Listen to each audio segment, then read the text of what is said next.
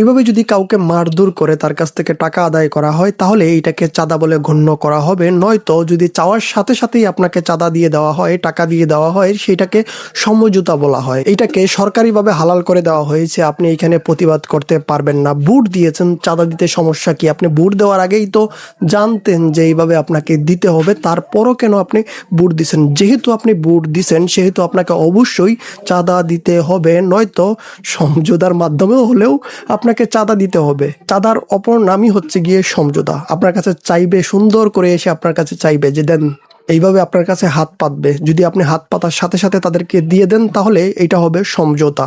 যারা চাঁদাবাজি করে তাদেরকে হালাল সার্টিফিকেট দেওয়া হয়েছে যে আপনারা চাঁদাবাজি করতে পারবেন, কিন্তু কারো কাছ থেকে জোর করে টাকার আদায় করতে পারবেন না। যদি আপনাকে সমঝোতার মাধ্যমে আপনাকে দিয়ে দেয় তাহলে ওইটা চাঁদা না, ওইটা হচ্ছে গিয়ে সমঝোতার মাধ্যমে আপনার কাছ থেকে কিছু টাকা তারা আদায় করে নিছে মাল পানি খাওয়ার জন্য। আপনি সোশ্যাল মিডিয়ায় তাদের বিরোধিতা করতে পারবেন না, আপনার বিরোধিতা করার কোনো অধিকার নাই। আপনি যে বিরোধিতা করবেন যে ওখানে চাঁদাবাজি হচ্ছে, ওখানে খুন হচ্ছে, ওখানে দর্শন হচ্ছে, এইগুলার বিরোধিতা করার কোনো অধিকার আপনার নাই। কারণ হচ্ছে গিয়ে আপনি তাদেরকে অধিকার দিয়েছেন যে নেন চাঁদা, নেন, নেন দর্শন করেন, নেন খুন করেন। এগুলা প্রতিবাদ করার কোনো প্রশ্নই আসে না, কারণ আপনারাই তো তাদেরকে দরজাটা খুলে দিয়েছেন যে নেন, করেন, করেন, সব কিছু করেন, আপনাদের জন্য সব কিছু এখন হালাল। খুবই দুঃখজনক একটা বিষয় হচ্ছে আমাদের দেশের সবচেয়ে বড় প্রবলেমটাই হচ্ছে গিয়ে বাজার সিন্ডিকেট। আর এই বাজার সিন্ডিকেট কেন হয়? মূলত এই চাঁদাবাজির কারণেই বাজার সিন্ডিকেট হয়ে থাকে।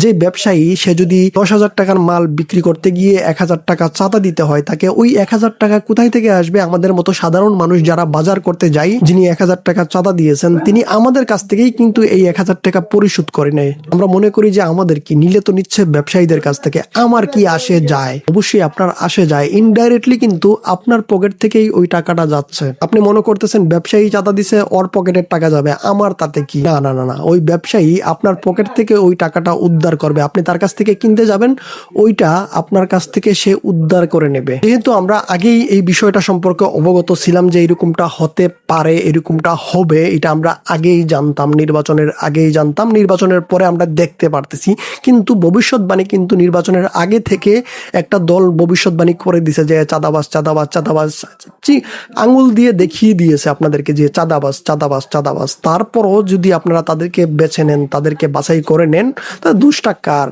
জামায়াতে ইসলাম যতগুলো আসন পাইছে, 78টা আসন, তাদের জোট 78টা আসন পাইছে। আপনারা লক্ষ্য করে দেখবেন জামায়াতের নেতারা, ওই এমপিরা নিজে বাজার পরিদর্শন করতেছে। যেমন আমির হামজা, তিনি ভোক্তা অধিকার অফিসারকে নিয়ে নিজে বাজার পরিদর্শন করতেছে। বাজারের জিনিসপত্রের দাম কমানোর জন্য আমির হামজা নিজে কাজ করতেছে ফিল্ডে নেমে। এমন আরো কয়েকজন জামায়াতের নেতা আছে যারা ফিল্ডে নেমে কাজ করতেছে। কয়জন আছে বিএনপি থেকে? দায়িত্ব তাদেরকেই দিতে হয় যারা দায়িত্ব সামলানোর যোগ্যতা রাখে, যাদের নামের পাশে দুর্নীতির কোনো রেকর্ড নাই, দায়িত্ব তাদের হাতেই দিতে হয়। যে এমপিকে ভোট দিয়েছেন, আপনার এলাকার এমপির রেকর্ড আগে আপনাকে দেখা উচিত ছিল, যে সে কি আসলে ঋণ খেলাপি ছিল, তার দুর্নীতির কি কোনো রেকর্ড ছিল, এগুলো আপনাকে দেখেই তাকে ভোট দেওয়া উচিত ছিল। কিন্তু আপনি এমনটা করেন নাই। এখন এই চিন্তা করে লাভ নাই। চাঁদা চাইতেছে, অবশ্যই আপনাকে চাঁদা দিতে হবে বাধ্যতামূলক। আমরাও চাঁদাবাজদের সমর্থক করি যে হ্যাঁ, অবশ্যই আপনাকে চাঁদা দিতে হবে। 10 টাকার জায়গাত 50 টাকা দিতে হবে, 50 টাকার জায়গাত 100 টাকা দিতে হবে, 100 টাকার জায়গাত 1,000 টাকা হলেও আপনাকে চাঁদা দিতে হবে। এইটাকে আমরা অবশ্যই সমর্থন করি। এই দেশের সাধারণ মানুষ, এই দেশের সচেতন নাগরিক যারা রয়েছে, অবশ্যই তারা এই জিনিসটাকে এখন সাপোর্ট করবে। যারা সারা জীবন এটার বিরোধিতা করে আসছে, যারা সারা জীবন এটাকে তীব্র নিন্দা জানিয়েছে, তারা এখন বলে আমরা এটাকে সমর্থন করি। কেন করতেছে জানেন? এই সামান্য ভুলের কারণে। আমরা যারা সামান্য ভুল করছি, এইদের কারণেই কিন্তু এই দেশের মানুষগুলো এখন পাষাণ হয়ে গেছে। তারা আর এখন প্রতিবাদ করে না, তারা এইগুলো দেখলে এখন মজা পায়।